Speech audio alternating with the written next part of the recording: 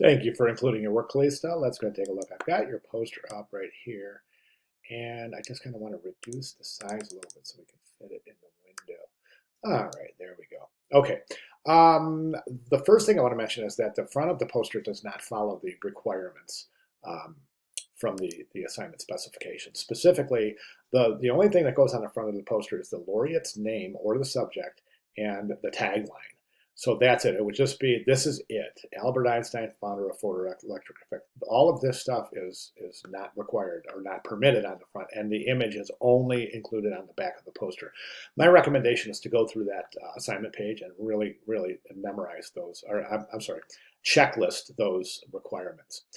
As far as what we have here, I'm a little concerned about your approach, and the reason being is this: is that and we've gone through weeks 3, and 4, and a good portion of week 5. We went through and we learned how to create effect and create meaning using typography. Specifically, how can we create meaning using type and not using illustration? The problem we have here is that you've created meaning using illustration. So incorporating these illustrations, you're introducing meaning illustratively and not typographically.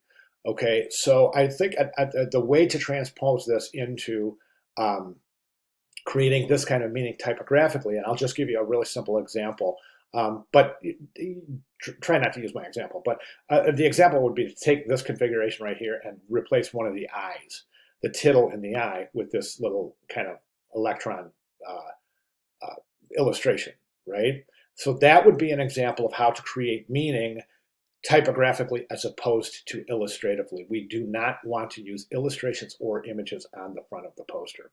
As far as typography and execution goes, right now we've got center alignment. And I don't know if you remember, but I mean, I've been saying since week 2, let's stay away from center alignment, at least during this class. And the reason I say that is because not because I hate center alignment, it's because it's not the best way for students to learn typography.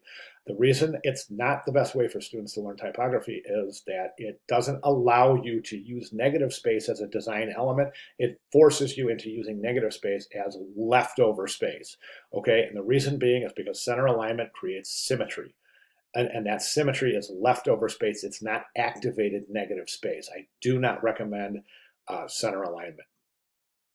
As far as your typefaces go, you've got this, you're using the same typeface for the headline and the subhead. So there's no typographic variety here. Let's try to introduce some typographic variety. Additionally, it looks like a lot of these letters can be kerned a little bit more effectively. I'm not sold on this typeface. I think it's a little bit too flourishy. Albert Einstein was not a real fancy guy at all, and these swashes and flourishes kind of indicate that, or kind of point this connotative meaning that, you know, he was like this kind of flamboyant or fancy. He wasn't. He was really super humble. So I would recommend maybe a simpler typeface.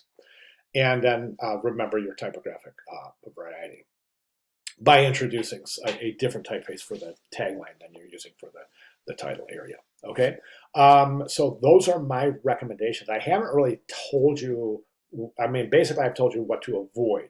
So I can't really give you much advice on where to go from here because, first of all, we need to make sure that all of the requirements are covered. Then we can go on and make our comments. So if you care to go ahead and recompose the front of the poster and resubmit here, I'll be more than happy to make additional comments and recommendations. But at this point, I highly recommend that you reconsider your approach and your execution. If you have any questions, and I'm not trying to make more work for you, I'm not. I just want this to be the best piece it possibly can for inclusion in your student portfolio, when that time comes. So at any rate, Calista, please let me know if you have any questions, or if anything I said needs to be clarified any further, please let me know. I'm more than happy to do so.